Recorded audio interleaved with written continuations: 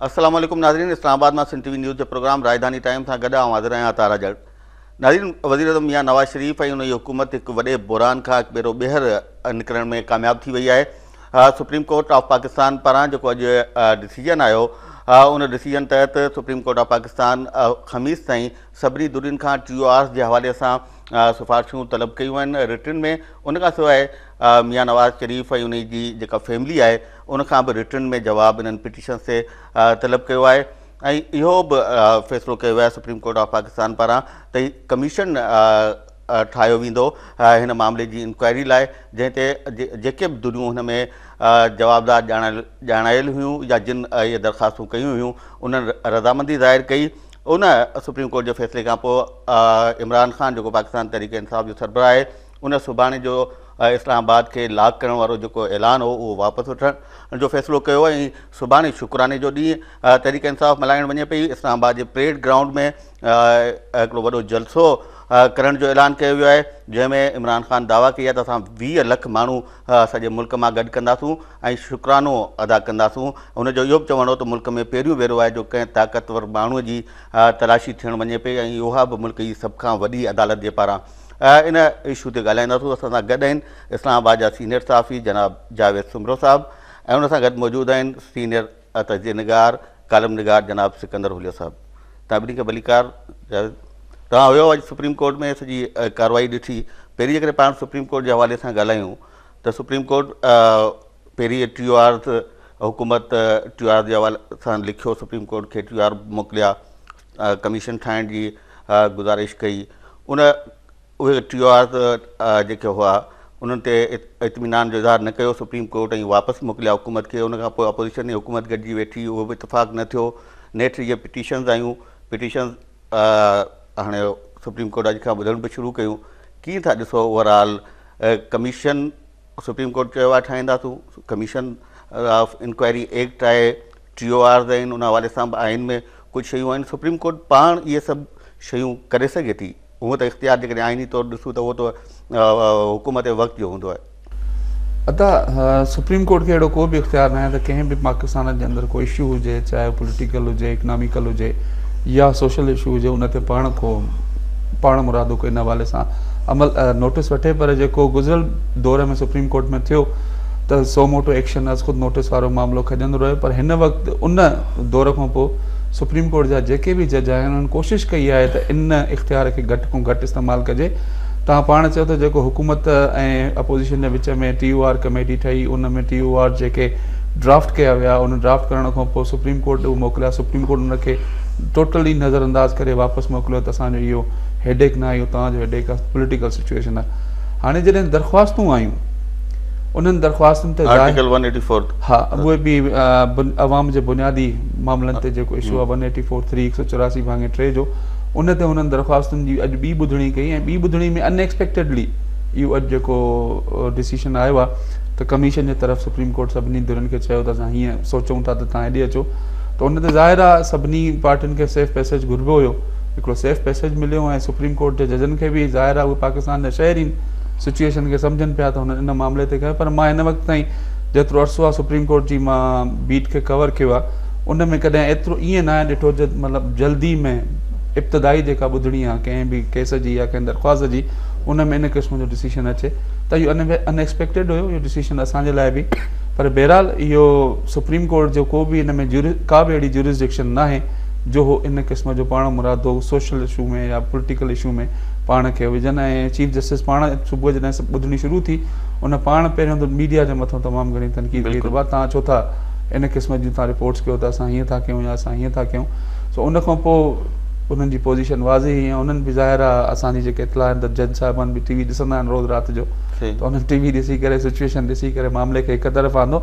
ऐं उनखे आणण जे वक़्तु बि हिकिड़ी जेके ॿ जज आहिनि बेंच जा मौजूदु, जस्टिस आसिफ सईद खोसा ऐं जस्टिस शेख अज़मत सईद, तव्हां उन्हनि ॿिन्ही जा रिमार्क्स ॾिसो हिक ॿिए जे अगेंस्ट हुया। शेख अज़मत सईद जे रिमार्क्स जो अगरि क्रक्स कढिजे त उनजी इहा कोशिशि हुई त असां हिनजी तहक़ीक़ात असां करायूं कंहिं बि तरीक़े सां। पर आसिफ सईद खोसा उनखे थोरो नरम रखी करे कुझु 3 ऑप्शन उन ॾिना। शेरलॉक होम्स जो जेको आहे फिक्शन नावल आहे, उन जे हवाले सां बि हुन इहा मिसाल ॾिनो त असां शेरलॉक होम्स थी करे छा वञी बैंकुनि में खातनि जूं वञी असां जाइज़ो वठंदासीं त इहा सिचुएशन असांजे लाइ बि हुई त पहिरियों कम अज़ कम ईअं कॾहिं न थियो अॼु ख़ुदि नोटिस ज़रूरु थिया आहिनि अहिड़ियुनि सिचुएशन सही सही त ओवरऑल जेकॾहिं ॾिसूं था सुप्रीम कोर्ट ऑफ पाकिस्तान ज़ाहिर आहे हिकिड़ो जीअं इमरान ख़ान पंहिंजी तकरीर में चयो त कंहिं बि ताक़तवर जी तलाशी न आहे थी मुल्क में त ख़मीस ते नोटिस थिया आहिनि ज़ाहिर जवाब हुकूमत पारां मियां नवाज़ शरीफ़ पारां ऐं उनजे ख़ानदान पारां उहे बि जमा थींदा TOR जे हवाले सां सभु दुनियूं पंहिंजा रिटन में जवाब दाख़िल कराईंदा ओवरऑल जेको ॾिसो पिया त हीउ एॾी वॾो बहरान हो हुकूमत पोइ हिते हटण लाइ तयारु न हुई तहरीक इंसाफ़ मुसलसिल कोशिशि कई पेसो आबी वारो जेको कल्ह खां वठी हलियो पियो उहो बि तव्हांजे साम्हूं आहे बनी गाला में कारकुन जमा थियल हुआ कोई जेका संजीदा दुनियूं उन्हनि जो हो त हुकूमत को एफर्ट वठे पंहिंजो को वफ़द मोकिले तहरीक इंसाफ़ खे कंहिं तरीक़े सां राज़ी करे इन सॼी सूरत हाल में जॾहिं लॻो पियो त हाणे बहरान वधंदो सुप्रीम कोर्ट जेको पंहिंजो किरदारु अॼु अदा कयो आहे तव्हां छा कीअं था ॾिसो त सुप्रीम कोर्ट हिन मौक़े ते एॾो वॾो बहरान टारण में कामयाबु वई आहे इहा त सुठी ॻाल्हि आहे या इन क़िस्म जो डिसीजन इन खां अॻु में असांखे नज़र कोन्हे आयो पर ज़ाहिर आहे नयूं मिसालूं त क़ाइमु थींदियूं आहिनि त ॿ टे ॻाल्हियूं हिकिड़ी ॻाल्हि इहा आहे त पहिरियां त अञा सुप्रीम कोर्ट अञा उन दरख़्वास्तुनि खे बिल्कुलु ॿुधण जोॻो करार ॾेई अॼु मामिलो शुरू कयो आहे फ़ैसिलो न आहे हा पर अञा उनजो जेको प्रोसेस आहे ऐं नंबर ॿी ॻाल्हि आहे त इहे दरख़्वास्तूं ऐं इहो मामिलो 7 महीना अॻु बि सुप्रीम कोर्ट वटि वियो ऐं 7 महीना सुप्रीम कोर्ट इहो वापसि इहो बाउंस बैक करे चयो पॉलिटिकल धुरनि खे त हिन जा टर्म और रेफरेंस TORs था ठाहे मोकिलियो हाणे इहो हिकिड़ो सुवालु आहे त 7 महीना सुप्रीम कोर्ट छो ख़ामोशी में रही ऐं छा मामिलो हो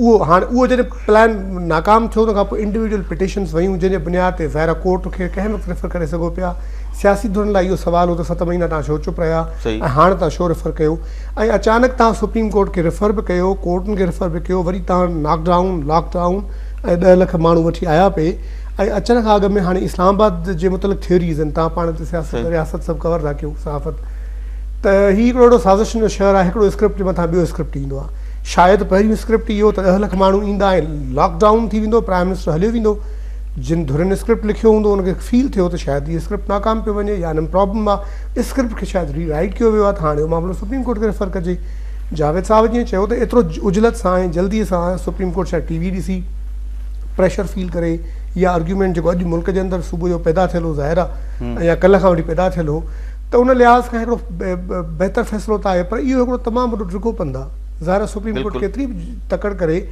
हाणे जुडिशियल कमीशन थींदी उन खां पोइ TORs खां पोइ वर्किंग शुरू थींदी पोइ त ट्रेल कंदा इन विच में हाणे 2 ऑप्शन्स आहिनि छा सुप्रीम कोर्ट या जुडिशियल कमीशन वज़ीर आज़म खे कम खां रोकींदी जो इमरान ख़ान जो में तशक्कुर पियो सुभाणे मल्हाए जे न त पोइ जेको पानामा जे अंदरि सॼो मामिलो आहे त उन में रुॻो हाणे सुप्रीम कोर्ट इहो तइ इहो कंदी हुननि चयो आहे तव्हां सभु खणी अचो TOR सभु पार्टियूं सभु धुरियूं ऐं TOR असीं तइ कंदासीं इन जो मतिलबु आहे त रुॻो पानामा में प्राइम मिनिस्टर हुनजी फैमिली कोन्हे का पोइ त ही सभई माण्हू उन खां पोइ ब्रह्मास में बि आया आहिनि ऐं हिकिड़ो ग्लोबल स्कैंडल आहे करप्शन जो त इहो ख़ुदि सुप्रीम कोर्ट लाइ वॾो मुंझारो हूंदो कीअं हूंदो फ़िलहालु त इस्लामाबाद में तव्हां सां ऐं जेको मुल्क जे अंदरि सूरत हाल नार्दर्न पाकिस्तान में हुई टेंस हुई उहा रिलैक्स थींदी बहितर ॻाल्हि आहे पर लॻे ईअं पियो त जेको हीउ ख़ान साहिबु आहे उहो आयो हुकूमत खे नॉकडाउन करणु ऐं लॉकडाउन करणु रस्तनि में हुनजी टीमूं लॉकडाउन थी वियूं ऐं truly he has been knocked out today हाणे उहो कीअं थो हुन मां निकिरे उनखे हुन जो में तशक्कुर में त बदिलायो आहे पर ॾिसो सम्झूं असीं सभु पिया त ज़ाहिर स्क्रिप्ट में हिकिड़ी तब्दीली आई ॿी आई अॻिते वेंदो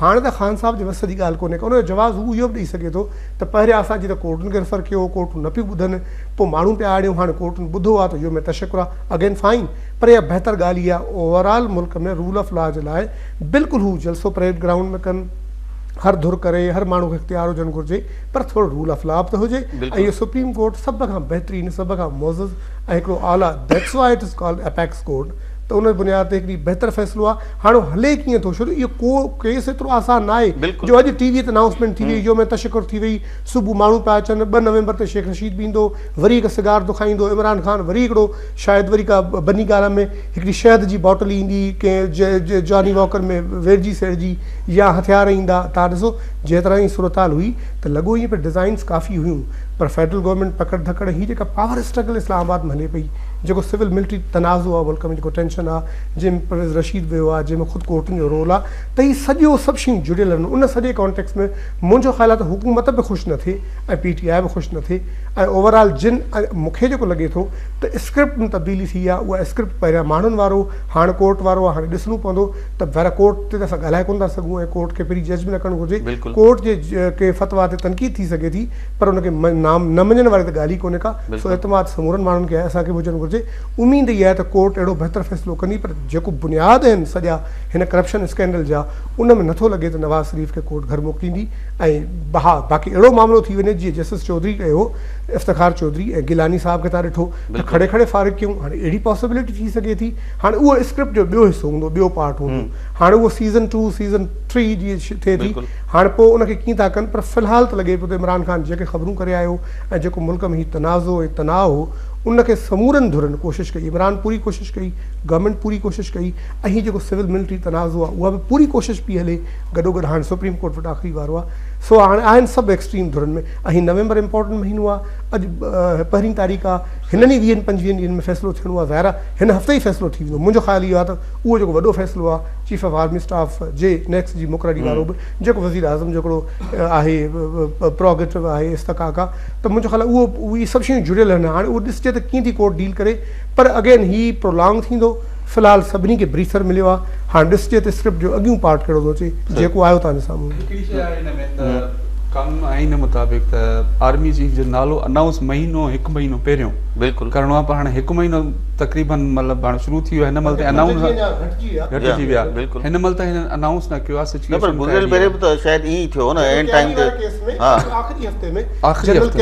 आख़िरी हफ़्ते ताईं 605 हुई, उन पंहिंजी मीटिंग्स न करे सघियूं। जेके फेयरवेल मुलाक़ातूं कंदा आहिनि समूरनि कोर्स में, समूरनि हुननि जे पंहिंजे गैरिज़न क्लब्स में वञी, हुनजो अलाए केतिरो कमु अधूरो रहिजी वियो। ऐं हिन जे लाइ बि जेको हिकिड़ी इस्लामाबाद में सरगोशी आहे त पावर क्लब में, त हीअ गवर्नमेंट ऐं नवाज़ शरीफ़ कोशिशि पियो करे त आर्मी चीफ ख़ुदि ई पाण हरतू मुलाक़ातुनि जो सिलसिलो शुरू करे। पर हू बि कोन पिया कनि ऐं गवर्नमेंट ॾिसूं छा थी करे। पर अॼु के फ़ैसिले खां पोइ लॻंदो त इहो फ़ैसिलो तमामु जल्द थी वेंदो। टाइम ब्रेक जो थियो आहे। नाज़रीन हरूं था ब्रेक ते, असां न करे रहिजो।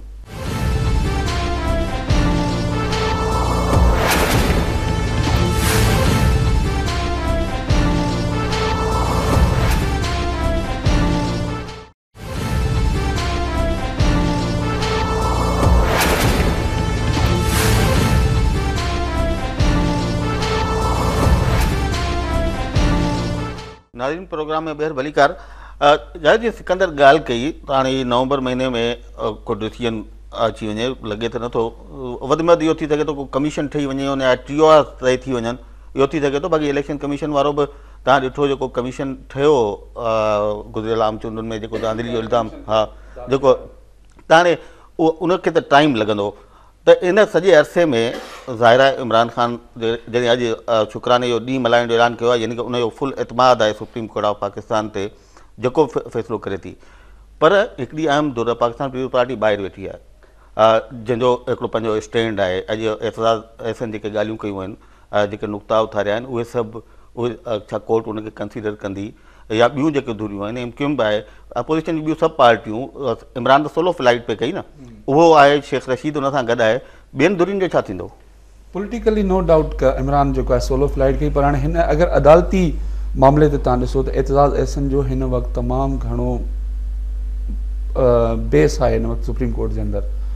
मुंहिंजो पंहिंजो ज़ाती राय इहा आहे त जेके एतज़ाज़ अहसन पंहिंजो जेको बिल ठाहियो आहे पनामा लीक्स जे हवाले सां सेनेट में, सेनेट जी लॉ एंड जस्टिस कमेटी में बि उहो मौजूदु आहे, उनजो इजलास 8 तारीख़ ते घुरायो वियो आहे। हाणे उहो बिल आहे, उनजे TORs खे शायदि सुप्रीम कोर्ट कंसीडर घणो कंदी। उन में कोशिशि त ज़ाहिर इहा ई आहे त नवाज़ शरीफ़ जी फैमिली खे उन में उहो कयो आहे। पर उन में शायदि कुझु जज साहिब जेके आहिनि, ज़ाहिर आहे एतज़ाज़ अहसन जा, मां नालो नथो खणां उन्हनि जजनि जो, उहे एतज़ाज़ जा सुठा दोस्त बि आहिनि। उन्हनि सां ज़ाहिर आहे इनफॉर्मली राब्तो बि कंदा, राब्तो बि थींदो। उन राब्ते में शायदि हुनखे वरी का नई शइ जेको ड्राफ्ट आहे उन बिल जे अंदरि का नई शइ ॾे, त उहो ई बिल जेको आहे सो मुंहिंजी पंहिंजी ज़ाती राय त अदालत उनखे कंसीडर घणो कंदी। बाक़ी हाणे हुकूमत जा TORs already supreme court reject करे चुकी आहे, बिल्कुलु उन्हनि खे त उहो टच बि न कंदा। बाक़ी उन्हनि में जेकॾहिं का पिक एंड चूज़ थी, को सुठो क्लाज़ आहे, उहो खणी हिन सां शामिलु कयो। पर कोशिशि सुप्रीम कोर्ट जी इहा हूंदी त जेके एतज़ाज़ अहसन TOR जेके बि सुप्रीम कोर्ट ठाहे थी, ही धुरियूं किथे बीठल तव्हांखे नज़र थियो अचनि? पीपल्स पार्टी जी असांखे पीपल्स पार्टी जे लाइ मां इहो चवंदुसि त पीपल्स पार्टी उहो तुर्क जो पतो आहे कंहिं महिल बि इस्तेमालु थी सघे थो। उहो ईअं त जेकॾहिं पीपल्स पार्टी हिन सॼी पॉलिटिकल सिचुएशन में सिर्फ़ु हिकिड़ो इहो जुमिलो चई वेझे चेयरमैन बिलावल भुट्टो त बाबा असां इस्तीफ़ाऊं था ॾियूं, तव्हां छा था सम्झो असेंबली बीहंदी पोइ? सही तक़रीबन तव्हांजी 20 to 30% तव्हांजी असेंबली ख़ाली थी वेंदी। उनखां पोइ इमरान उन्हनि सां गॾिजी हलियो वियो, असेंबली त ख़तमु थींदी न।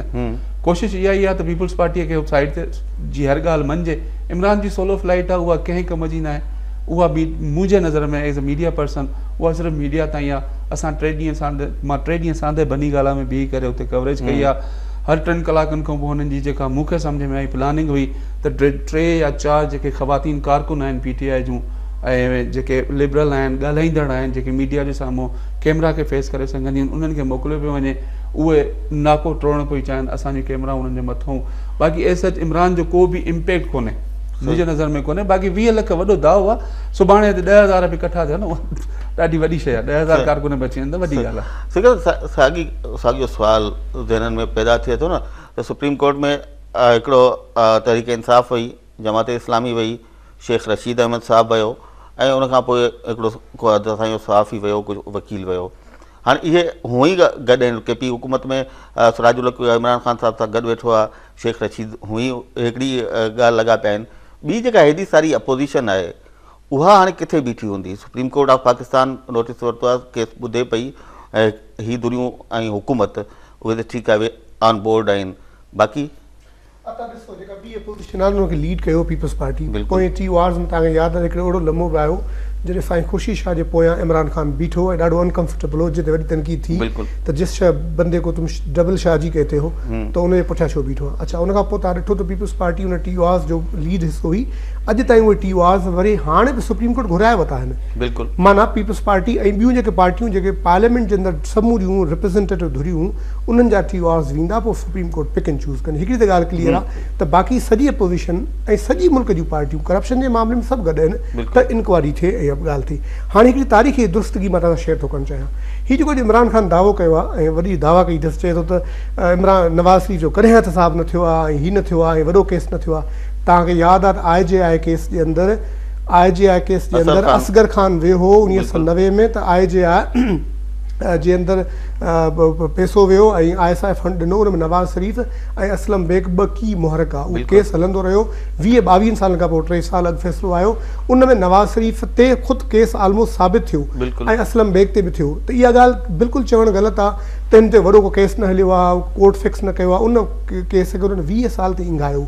ज़ाहिर आहे उन में मुक़्तदर हल्का बि हुआ, सियासी माण्हू बि हुआ, कॉमप्रस्त बि हुआ, बिज़नेसमैन बि हुआ। इहो सभु कहिड़ो माण्हू न हो पाकिस्तानी अर्थ जो जेको 90 में मोहतरमा जी गवर्नमेंट टॉपल करण वारे सॼे केस में। सो मुंहिंजो ख़्यालु आहे हाई प्रोफाइल करप्शन जा केस मुल्क में हलिया आहिनि ऐं ईअं ई नवाज़ शरीफ़ वारनि वरी पीपल्स पार्टी ने ठाहिया आहिनि। आसिफ अली ज़रदारी 11 साल जेलनि में, मोहतरमा ते केस आहे, उहो सभु करप्शन जा केस आहे।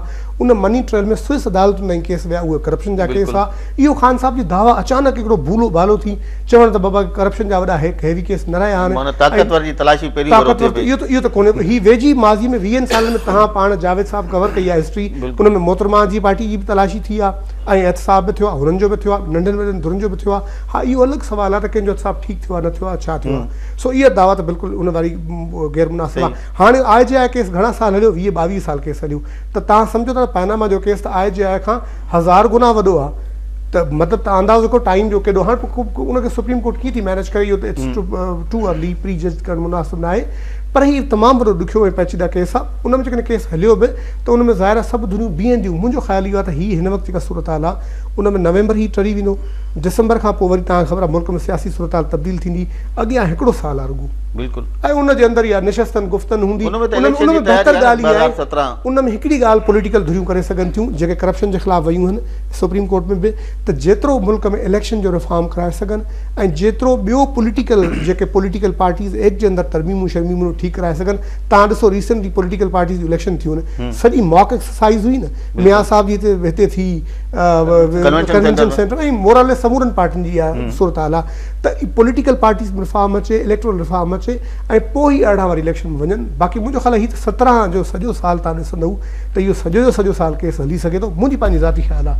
ऐं उनखे कीअं थी कोर्ट डील करे त अॻे हिकिड़ो ॿियो मामिलो आहे, पर उन में मेजर धुनियूं सभु गॾु हूंदियूं ऐं ज़ाहिर आहे हुकूमत जो एहतसाब हलंदो, पोइ हुकूमत जे करे उन मियां साहब जो औलाद ते वेंदो, कॾहिं औलाद जे मथां हाणे त ज़ाहिर ख़ुदि इमरान खान आहे, अलीम खान आहे, जहांगीर बरामाज़ में पाकिस्तान जा वॾे खां वॾा बिज़नेसमैन आहिनि। हीअ त सॼी रियासत आहे, उन में ही रिटायर्ड फौजी जनरल्स आहिनि, बिज़नेसमैन, मुंहिंजो ख़्यालु हर माण्हू आहे। त इन जो दायराकार ज़ाहिर सुप्रीम कोर्ट ऑफ पाकिस्तान आहे, हीअ सुप्रीम कोर्ट ऑफ पाकिस्तान आहे, हीअ सुप्रीम कोर्ट ऑफ बनी गाला न आहे या ही सुप्रीम कोर्ट ऑफ कोई रायवंड न आहे जो हिकिड़ी अकेली धुर खे विक्टिमाइज़ कंदी। हिन दायराकार वधाईंदा ऐं वधाईंदा त केस एॾो पेचीदा थींदो त जावेद साहब कोर्ट खे कवर करे थो, तव्हां कवर कंदा रहिया आहियो, त मुंहिंजो ख़्यालु हिन महीना न लॻंदा, साल लॻंदा। दाइरो वधंदो, उहो ई दाइरो वधायो हो न हुकूमत चयो त 47 खां वठी जेके करप्शन थी आहे उन सभिनी जो जाइज़ो वठे, जेके TUR सुप्रीम कोर्ट खां मोकिलिया उहे सुप्रीम कोर्ट रिजेक्ट करे छॾिया हुआ न। उहो ई आहे न, सुप्रीम कोर्ट इन ई पॉइंट ऑफ व्यू ते रिजेक्ट कया त बाबा 47 खां वठी छो हाणे जेके निशानदेही करे ॾियो असांखे बिल, हा इतिलाद हसन वारो बिल आहे, उहो त सिर्फ़ ऐं सिर्फ़ इन ते थो अचे न, उहो कंपाइल ई इन ते थियल आहे, पनामा लीक्स ऐं बामास लीक्स, उन में केर बि आहे XYZ, इमरान खान आहे, उन जूं भेनरूं आहिनि, जहांगीर तरीन आहे, केर बि आहे, हो उन्हनि खे था चवनि बाबा ठीकु आहे तव्हां उन्हनि खे वठी अचो, उहो खणी कहिड़ी बि सियासी धुर सां आहे। हाणे सुप्रीम कोर्ट छा कंदी त उन बिल खे साम्हूं रखी, थी सघे थो राब्तो बि कनि, उन राब्ते में अची जेके पनामा लीक्स में टोटल माण्हू जेके आहिनि, जेके सेनेट क़ौमी असेंबली जी फाइनेंस कमेटी आहे उन में ब्रीफिंग ॾिनी वई, FBI चेयरमैन में मां हुयुमि, उन में चयो वियो आहे त सिर्फ़ु टोटल जेके 415 या 16 माण्हू आहिनि जेके आहिनि, ऐं उन में कुझु अहिड़ा आहिनि जेके मरी विया आहिनि, अहिड़ा आहिनि कुझु जिन पंहिंजी उहे उतां ऑफशोर कंपनी वाइंड अप करे वापसि पाकिस्तान में अची विया, कुझु अहिड़ा आहिनि जेके चवंदा असां तव्हांखे जवाब ई न ॾींदासीं। हाणे इन सिचुएशन में तव्हां छा कंदो? हाणे उन सिचुएशन में जेको नतीजो निकिरंदो त जेके बि FPR वटि पंहिंजो जवाबु जमा कराए चुका आहिनि, दादा असांजी हुई, असां बंदि कई आहे, असां हाणे ॿीहर खोली आहे, असांजा फलाणा बोर्ड ऑफ गवर्नर्स में माण्हू शामिल आहे, हिन खे अची करे इन ताईं बंदि कंदा। हाणे उनखे सुप्रीम कोर्ट जॾहिं बंदि कयो पनामा लीक्स जी हद ताईं या बहमास लीक्स जी हद ताईं ऑफशोर कंपनियुनि में, त इहो महदूद थी वेंदो हिते। हाणे उन महदूद थियल शइ खे ज़ाहिर आहे तव्हां जेकॾहिं 415 मां तक़रीबन 30 या 32 ॼणा आहिनि जिन हिननि खे जवाब ई न आहिनि ॾिनो, 15 ॼणा अहिड़ा आहिनि जिन हुननि खे चयो आहे त बाबा असां सभु कुझु बंदि करे अची करे वापसि वेठा, उहे हुननि खे ॿुधाए छॾींदा। बाक़ी हाणे रहंदो सियासी मामिलो, जहांगीर तरीन जो नालो आहे, मियां नवाज़ शरीफ़ जी फैमिली जो नालो आहे, उन ते अची इहा शइ गॾु बि हा पाण नालो आहे, पाण मञी चुको आहे जेको फ्लैट्स वठी करे ऑफशोर कंपनी ठाही आहे। हा बाक़ी इहो आहे त पॉलिटिकल हिनखे इशू सभु धुरियूं बणाईंदियूं।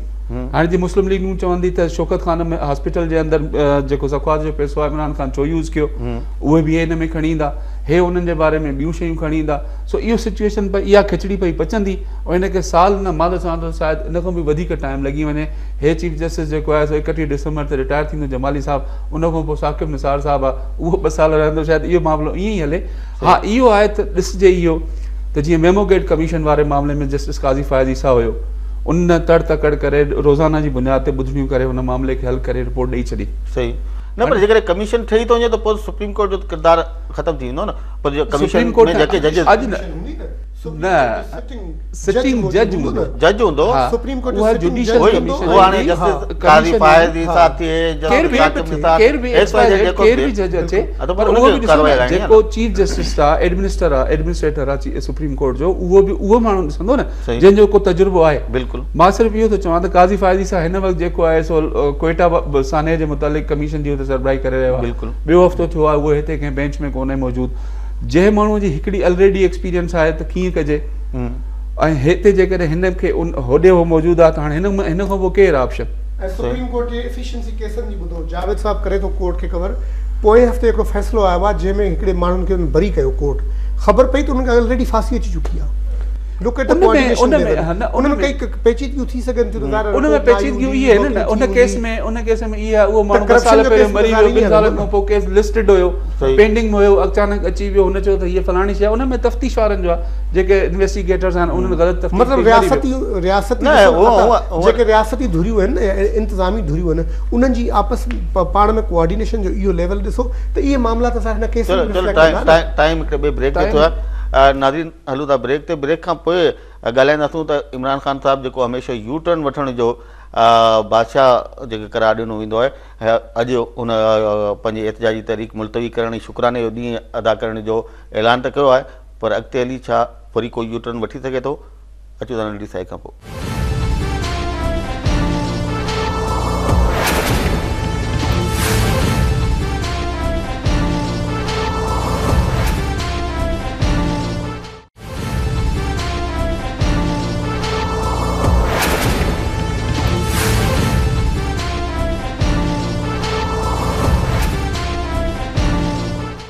वेलकम बैक नाज़रीन सिकंदर जे पाण पहिरीं ब्रेक खां अॻु में ज़िक्र पियो कयो त हाणे ज़ाहिर आहे कमीशन जे अॻियां ई शयूं वयूं आहिनि हाणे उहो सॼो कार्रवाई हलणी आहे उन में केतिरो टाइम थो लॻे इमरान ख़ान साहिबु जॾहिं खां सियासी मंज़रनामे ते उभरी आयो हाणे कुझु सालनि में उन खां पोइ असां हमेशह ॾिठो त मुख़्तलिफ़ इशूज़ ते यू टर्न वठंदो रहियो आहे ऐं उहा सोशल मीडिया ते ॿियनि इलाही तमामु घणा इन क़िस्म जा लतीफ़ा बि ठहिया आहिनि सो तव्हांखे लॻे थो त जेको वॾे अरसे ताईं सॼी कार्रवाई हलंदी ऐं उन लाइ सब्र खपे सब्र जो मादो केतिरो आहे असांजी क़यादत में इमरान ख़ान साहिब खां एतिरो सब्र थींदो त हिन नतीजनि जो इंतज़ारु करे या वरी कोई यू टर्न असांखे नज़र ईंदो वेझे मुस्तक़बिल में ॻाल्हि यू टर्न जी आहे त इमरान ख़ान सुभाणे मल्हायो ऐलान कयो आहे योम तशकुर इहो असलम हुजणु घुरिजे या योम तफ़कुर हुन जे लाइ या योम फ़िक्र करे या सुभाणे सोच वीचार करे या बिकॉज़ हीअ ज़रूरु हीअ तव्हां चयो हीअ वॾो कम्बरसम डिफिकल्ट प्रोसेस आहे कोर्ट जो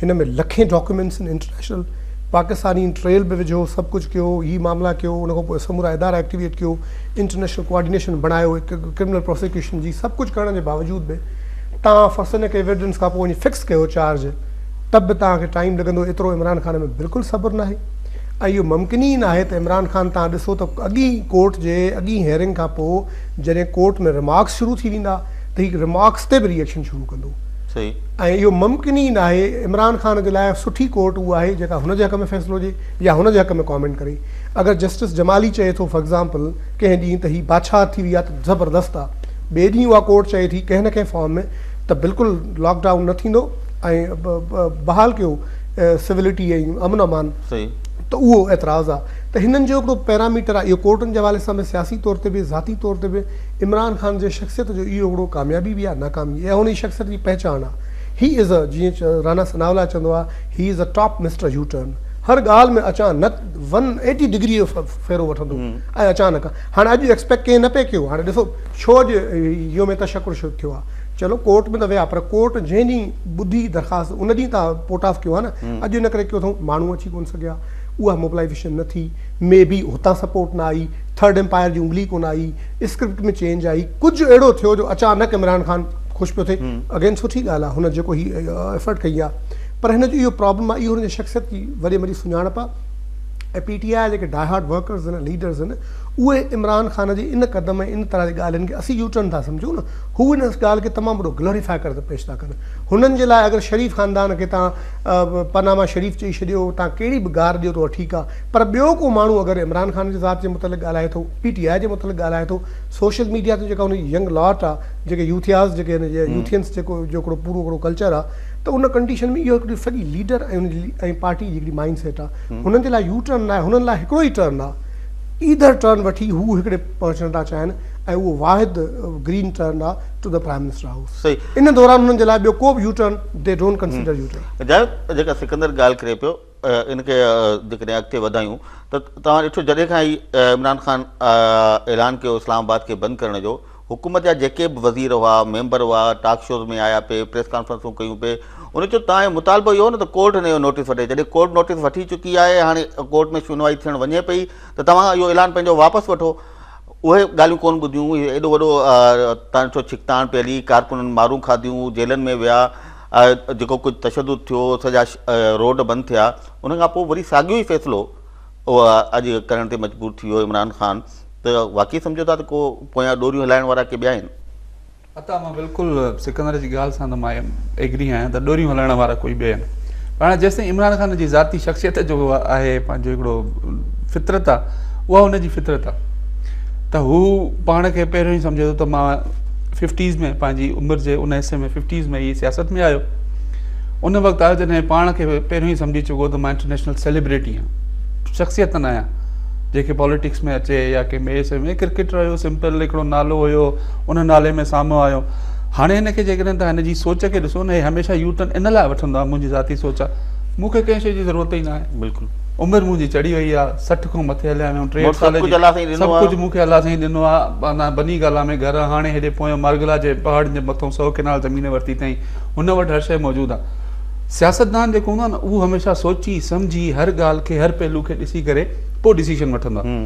हिनखे ख़बर आहे त भाउ मां अकेलो आहियां, सुभाणे मूंखां पोइ कोई बि कोन्हे। हाणे बि हलो त असगर ख़ान जेको आहे शाम जो हुते शालीमार ग्राउंड में पियो पंहिंजे घर वारी सां घुमंदो आहे, हिन जो बि शायदि मुस्तक़बिल इहो आहे, हिन सोचे छॾियो आहे। ऐं मां तव्हांखे ॿी सभ खां वॾी ॻाल्हि ॿुधायां त हे अगरि नवाज़ शरीफ़ खे चवे थो अमीरुल मोमिनीन आहे, ज़रदारी साहिब खे चए थो त बाबा हीउ पंहिंजी पार्टी जो बादशाह आहे, किंग मेकर आहे, त हे वरी कहिड़ो न आहे। हे पंहिंजे पार्टी जो सभ खां वॾो अमीरुल मोमिनीन आहे, पंहिंजी ॻाल्हि मंझराईंदो आहे, ॿियनि खे ॿुधंदो कोन्हे को।